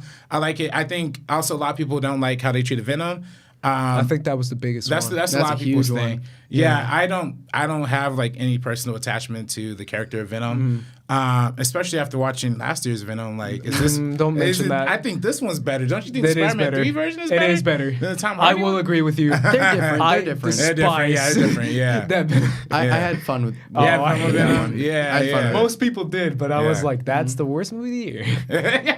100%. I stand by that. man. Interesting. Oh, worse than 100. Predator. Way worse than Predator. Come Oh on, my man. God. Way worse. Worse than Ready Player One? Yeah. Oh my lord! You don't like Ready Player One? I love Ready Player Oh, One. but hey, I don't. okay, No, we're on the wait, same I know. boat. I know he We're on the doesn't. I same know he boat. doesn't. All right, I loved it. Yeah. No, Yeah, this no, is a better Venom. I agree. But yeah, Shout no. out to Topher Grace. Yeah, but I shout out Topher Grace. He was originally they were I originally got considering called for Peter Topher Parker. Grace like 3 times last week. Really? Yeah, I don't see it. That's In weird. public? No, I don't see it. on the Screen Junkies. Oh, movie fights. Yeah. How'd that go? By I didn't get to watch the full episode. The same as always. Did you make it? You made it to the final Made it round? to the finals, Oh, tied it man. up, and then I lost. Oh man! Yeah. I saw we had a bump in subscribers after you plugged this. No bro. way, really? Yeah, we got like 20 subscribers to the channel. 20, damn. Yeah. That's some Screen Junkies love, man. Yeah, man. Yeah. Thanks for shouting. I try. I Hey, try. man. I always try, but Screen I never Junkies win. stuff. Bomb. Screen They're great. Junkies I is the love bomb. movie fights. Yeah. We gotta get. I gotta get on the schmo down, and we got. You gotta get on movie fights. Let me. Movie I'm fights. gonna tell Yeah, him. hook me up, man. I'm gonna hook you up. I love I'm those serious. Screen I'm not Junkies, even bro. joking. You're gonna be on movie fights. Hey. Oh, that's I'm sick, serious. dude. Like, I man. can Yeah, I hook can me get up, you bro. on movie I'll fights. be your hype man. Even Hey. though no, you gotta get me on the no, it's not. And gonna I happen. get you. I get It's you there. never gonna happen. I'll get you there, bro. No, you can't. No, Nah, you can't. man. I think they're doing the Black History Schmo. They have now, like man. a list of people to never be on, and that's me. Nah. I'm at the top. Nah, man. We gotta get you in the geekdom, bro. In the geekdom. In the geekdom. Just get the Lord of the Rings. You gotta get the Lord of the Rings on tap. All right. Yeah, Either way, back to Spider-Man 3. Spider-Man 3. Yeah, You're right. This is a better Venom. I like Spider-Man 3. I mean, You just think it's entertaining. I find it entertaining. Yeah. I think the overcrowded villains thing isn't really a full problem for me. I do feel like that is a problem. Yeah, I mean, I think Sandman's handled really well. I think even though it's a piece of like revisionist history. That's what I hate about it. Yeah. That's what I hate about it. Yeah. I can't do it. Yeah. That's the thing. Yeah. I think his backstory is dope outside of him being revealed to being the murderer of Uncle Ben. I don't think that was really necessary. I think that's probably the most unnecessary part of his backstory. I think that was just a way to make it personal and to incorporate the symbiote stuff. But I think if they would have just focused on Sandman and Green Goblin or Hobgoblin, yeah. If they would have just focused on those two, it would have been a good movie. Been I agree. stronger. Yeah. But I still like Sandman a lot, and I like Hobgoblin a lot, and I do think too. I think I like Venom him. plays a cool role, but all three of them is a little much. I like when he fights with Peter Parker. I like that scene where he's chasing him in the streets throughout the rooftops. I think that's a dope scene. I still think it's cool. I'm talking about Harry Osborn. The CGI was a little nuts in that. 2006 CGI. Yeah. I still think it's badass. Yeah. I think that's cool. I think there's a lot of funny moments in this movie, man. Like funny, funny to laugh with, or yeah, at? no, it works. I think it's hysterical. My favorite line in this movie that I still quote to this day is when J. Jonah Jameson is at the Sandman fight, and he's in the crowd's going, and he's like, oh my God, Parker, where are you? We need pictures of this. And there's a little kid with a camera, and he's like, hey kid, how would you like a job? And the kid turns and he's like, why would I want a job? I'm just a little kid. I think it's Sam Raimi's kid, actually. Oh, is it really? Oh, that's funny. I didn't know that. That's my favorite line. I still quote that, where it's just like, I'm just a little kid. Like, what do you expect? That's awesome. Doesn't he say like, I'll give you $10 for it? Yeah, exactly. Yeah. But that's still one of my favorite lines. It makes me laugh every time. Yeah. But yeah, I do feel like at the end of the day, the film is very messy. The third act's messy. With the giant Sandman fight, it just doesn't work for me. Yeah. I like... Call it goofy, call it whatever you want. I still like the Harry Osborn and Peter Parker stuff. I think it's cool. I think the whole I think fighting, the amnesia shit. See, that's where it got a little too complicated. Like him getting amnesia. the amnesia's That's bad. silly. I wish it would have been more straightforward thing. Still better than. It's like we have to remove one villain and introduce another villain and bring that villain in and then bring him back and then him falling in love again with Mary Jane. Yeah. Back to the first movie because Harry and Mary. Harry and Mary, that's Harry good. and Mary, I yeah. catch that. And then they were dancing to the twist. Oh yeah! Wow. But and then, making and omelets. then again, it has the Yeah. best. It has one of the most iconic scenes / lines in all of Spider-Man Trilogy, which is, "How's the pie, Harry?" And he's like, "So good." Gives that like evil smile. Yeah, it was just a meme. And then he turns around and winks to Peter, and then the truck so passes evil. by and he's gone. So that to me is Sam Raimi doing really good shit. I like that part That's a lot. great. I It's think that's creepy to hysterical. me. Yeah, it's funny and and scary at the same time. I think it's great. I agree. There is some moments that are messy in this movie. I think the Gwen Stacy stuff doesn't work. I mean, Bryce. Shout out to Bryce Dallas Howard. She's great. You're gonna call her Jessica Chastain. You're gonna call her Jessica Chastain again? My bad. She's blonde in this movie, though. So I it's can okay. I can't get it mixed up. I keep You getting Bryce confuse Dallas Bryce Howard. Dallas Howard with Jessica Chastain. You did it like Don't they 5 look alike? times in an episode. I did it throughout the whole Guillermo del Toro episode. I didn't even realize. You did it like 5 times, where I corrected you all 5 When you guys times. were talking about like Crimson Peak or something. Yeah, exactly. That's exactly what we're talking about. That's right. You were like, Bryce Dallas Howard, Jessica Chastain. Yeah, I'm sorry, Jessica Chastain. Anyways, Bryce Dallas Howard. Oh, and I was then like, Jessica Chastain. I kept calling when Bryce Dallas. Dallas, and I was like, bro, Jessica Chastain. And then when we did Jurassic World. That's and then right. I kept calling Bryce. I kept calling Bryce Dallas Howard Jessica Chastain. Oh no! So I flipped them. There's only 2 redheads in Hollywood. Yeah. Those are the 2. And this is 2. I can't Step get aside, right. Amy Adams. Yeah. Amy Adams. Oh yeah, 3. I know Amy Adams. Yeah. But either way, yeah, it's a very messy movie. I mean, I actually don't mind the dancing. Call me crazy. It's I'm not the talking about worst. the bar scene. I think, That's funny. I think it's funny. That's really funny. I think it's it's funny. I think it's a Even goofy as a scene. kid, I thought that was a cool scene. Yeah, really. Yeah. I think the way it's edited is kind of funny. Yeah. I don't know. I just find it to be What kind about of you, funny. Camilo? Like Yeah. Spider-Man 3. I think I definitely like this movie more than most. I'm not like, I wouldn't say that like I'm someone who's like defending it in all its ways. I think in a lot of ways it was some missteps here and there, and I think you've touched on a lot of like good points about the movie. And just that you guys were talking about this, the main reason why Spider-Man 4 never happened, it was like planning on happening, like they were planning on doing it. Unfortunately, Sam Raimi couldn't develop the script for Spider-Man 4 as like in the shape that they wanted it to be in. Right. So and Sony, like, because it's a Marvel property, the way that the rights works is like you have to make a movie every certain number of years, and it was like approaching the time that they should put a movie into development, and Sam Raimi is like, I don't want it to be another Spider-Man 3 situation. Sony, if you want to reboot it, go for it. And so Sony took it, and that's I think why Amazing Spider-Man is very similar to Spider-Man 1 in a lot of ways. It's because like the development time that they had for it wasn't very long, so they just had to like put something into production fast so they could keep the rights to Spider-Man, because obviously you don't want to lose that. Sorry, that's a tangent, but No, that's Sam- good. That's good. I was going to say I've been into 6 tangents all this episode. Yeah. but Sam Sam. Anne Hathaway gonna play Black Cat, right?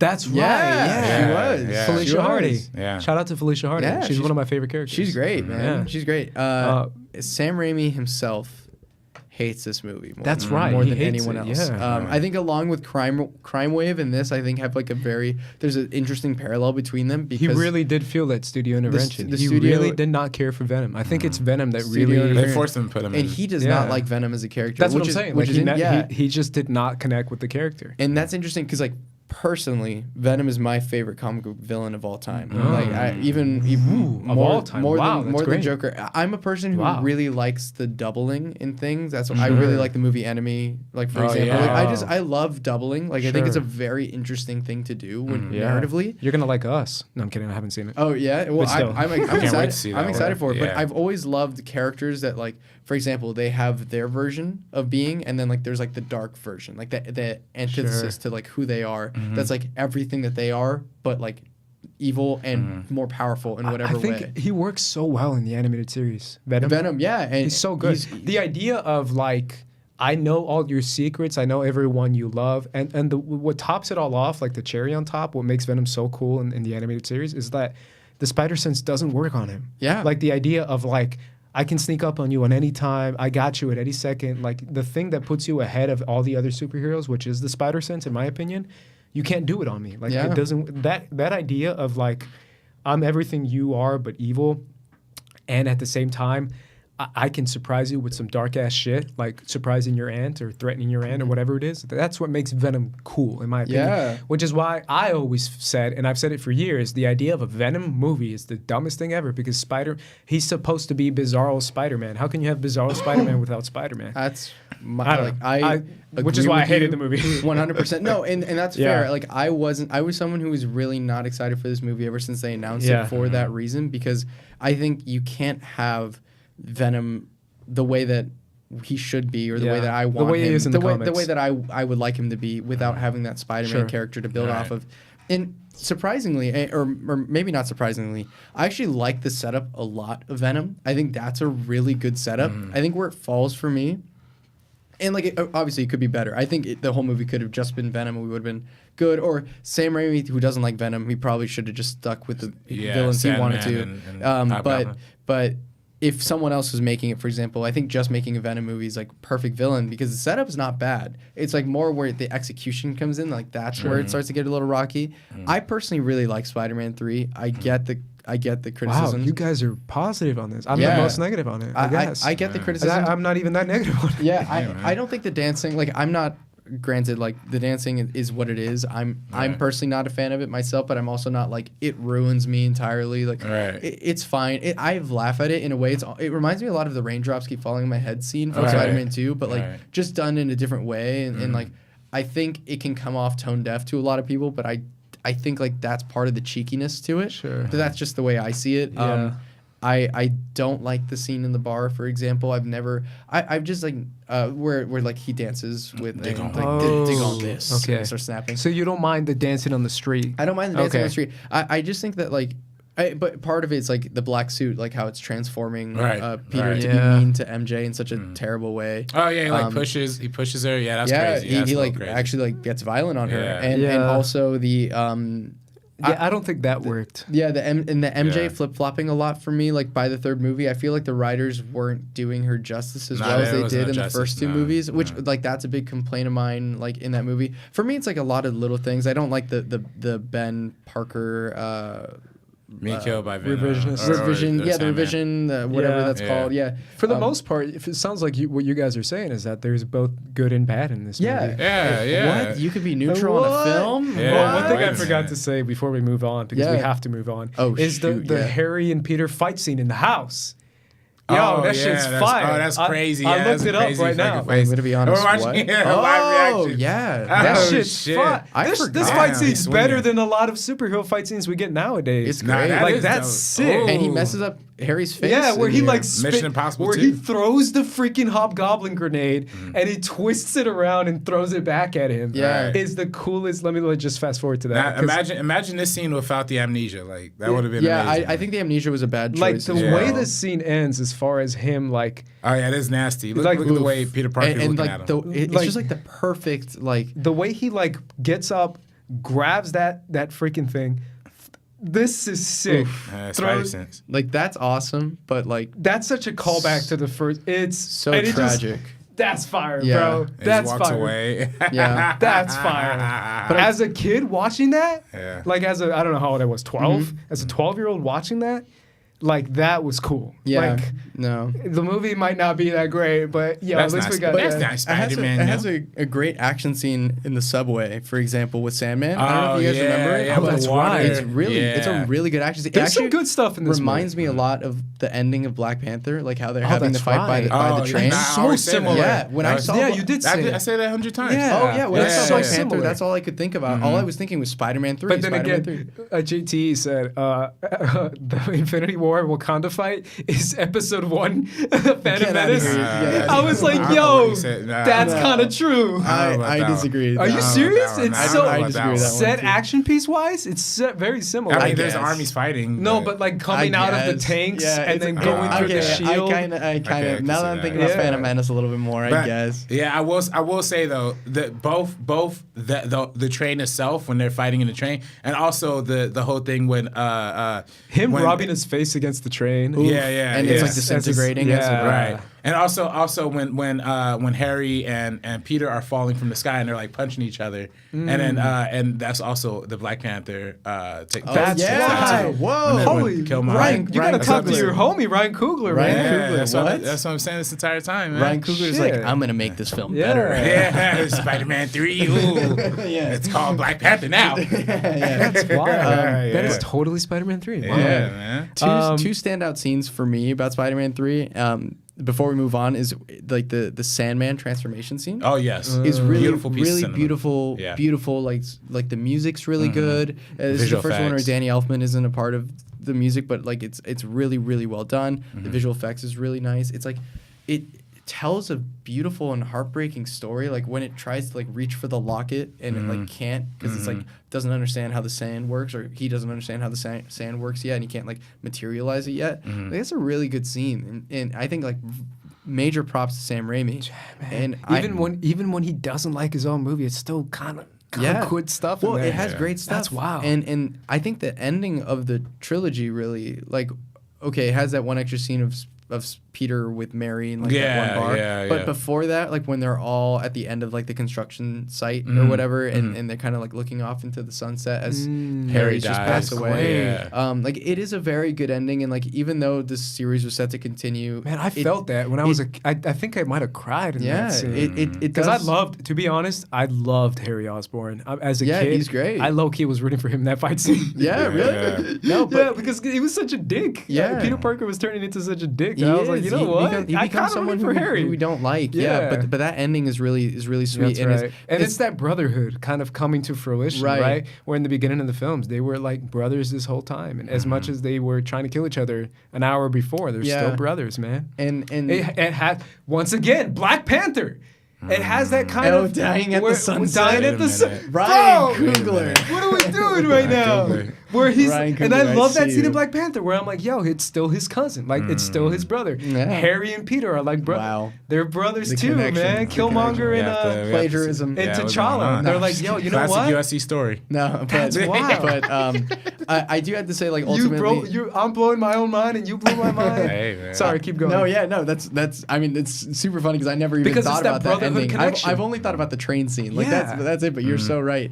I think just overall as like a whole on the Spider-Man trilogy, like I guess like my closing thoughts personally are like we don't have comic book movies like this anymore, and like that's a good thing in some ways because it's like I love the cinematic universe. I love Marvel. I've been a fan since Iron Man came out. I remember going to theater staying for the post-credit scene and just like opening my eyes to such a wondrous like idea of shared universe of superheroes. But it is really refreshing, and I think ultimately this is why these movies are so important in my heart, is to get such a tight narrative through these films that are self-contained but still take you through all these emotions like no other hero. Like it's not, and I love Thor Ragnarok, but it's not like Thor Ragnarok where it's like really funny and like it has its heartfelt moment, but not like Spider-Man does. Like Spider-Man really does take you through an emotional roller coaster in the best way possible. Yeah. And it's something we don't get anymore in superhero movies, and it took risks where risks aren't being taken anymore. And Trilogy-wise, where would you put this as far as superhero trilogies? superhero trilogies, Yeah, like do you with, feel with like like Dark Spider-Man Knight. 3 brings it down a bit, or do you feel like this is one of the best superhero trilogies? I mean, like, unfortunately, if I'm being real, like, if like, subjectively, I'm obviously going to put this at the top, but objectively, I do think, I still think the Dark Knight must take this, 100%. and then I think I would probably put this above or Spider-Man above Captain America, Yeah, and then me too. and then Iron Man under Cap. Yeah, me too. I don't care for Cap. That's, Anyways, that's fair. I just think the first movie 'Cause sucked. Which one don't you care for? Civil War? the first Avenger is... Oh yeah, I don't care for the first Avenger either. First Avenger is whack. I think Winter Soldier is good, but not as I think that good was as, great. as I think that was people great. say. Yeah. And then Civil War is pretty damn good. Yeah. How about your RB3? How do you thematically, how does this trilogy wrap up to you? I mean, I think What is the overarching theme? Overarching theme. I mean, I think overarching theme is just the hero. It's the hero, man. It's all about the hero's journey? sacrifice, the sacrifices and being a hero. First one's the hero's journey. Second one's the sacrifice to being a hero. Third movie is not really clear. Third movie, I would say the third movie is like, I don't know, personally, it's just talking about what we just talked about. Yeah. Kind of like just part of being a hero is putting grudges aside, man. Part of being a hero is like letting go of pains in the past. Making the choice to put away the past. Yeah, put things aside and be like, you know what, you kind of hated you for a second, but you're still my homie. Right. Kind of like T'Challa with Killmonger. Again, it's the perfect example. Well, it's all about choice too. Where T'Challa was like, you know what, you tried to kill my sister, but all right, man. Yeah, you cool. Yeah, it's all about choice too. All the villains in this movie are all faced with choices, right? And there's even that speech that Sandman. I was gonna say Norman says it in the first movie. Oh, well, maybe, but Spider-Man 3 though. There's that whole scene where. At the end? Oh, Aunt May? Not Aunt May. I'm talking about Sandman, and when he meets his family, I forget what his real name is, but he Flint Marco. Flint Marco. There we go. Flint Marco and his wife are having a conversation, and she's like, "You always have," or it's either the wife or the kid, but they say you always have a choice. You don't have to do this, and Spider-Man reiterates that, and that's kind of a constant theme. Like Sandman has a choice to be the bad guy. Harry has a choice to. Has the choice to either help Peter Parker or hurt him more at the end. Venom has a choice too. I mean, what's Brock?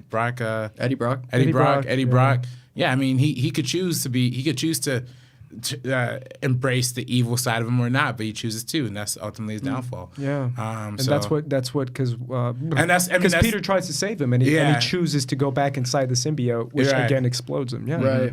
Yeah.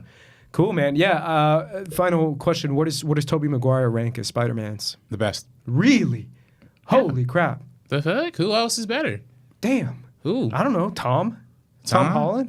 Tom Holland's nice, but I like everyone as Spider-Man. Gonna be honest. You gotta pick, man. I'm giving a very political answer right now. No, this is the meaning of podcast.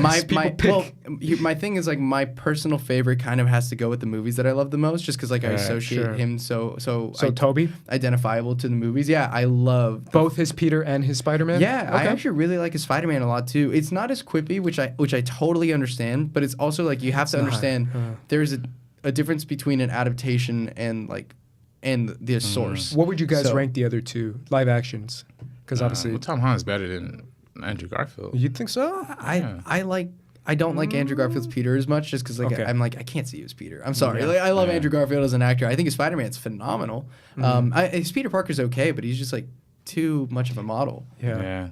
I don't care for those movies that much, to be honest. Yeah. I like so him, you put Toby's number one? I respect that. It's actually kind of tough for me. I really like Tom Holland. That's great. He's awesome. But yeah, I would probably put Tobey Maguire as number one, then Tom, then Andrew, then Miles. No, I'm playing.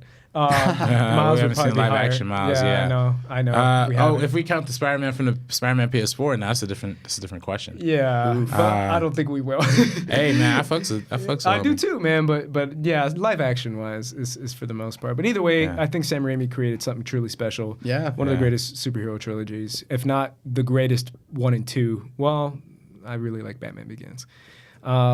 One of the greatest 1 and 2s. Yeah, 100%. And then followed by 21 and 22 Jump Street. This is a good duo too. That's one of my favorite duos of all time still. Waiter, what can a black man do to get some water around here? Give the fucking guy some water. He's black. He's been through a lot. Anyways, guys, hopefully you guys enjoyed that conversation on the Spider-Man Sam Raimi films. I think it was fun. I had a lot of fun. Anyways, the first thing I want to do is thank Camilo. Thank you so much for coming in, man. We really do appreciate it. Thank you guys. It's been an honor to talk Spider-Man. It really was a geek out session. It was amazing. But thank you both for being so awesome and for being just like really true. Great. Thank you for being. Thanks for being here. Thanks for being a great guest, man. Honestly, thank you. It's been a great time. It's you never know with RB3's friends. Yeah, man. The kind of people he hangs out with. I'm looking at you, Cade. Shots are fired, Cade. Come at me.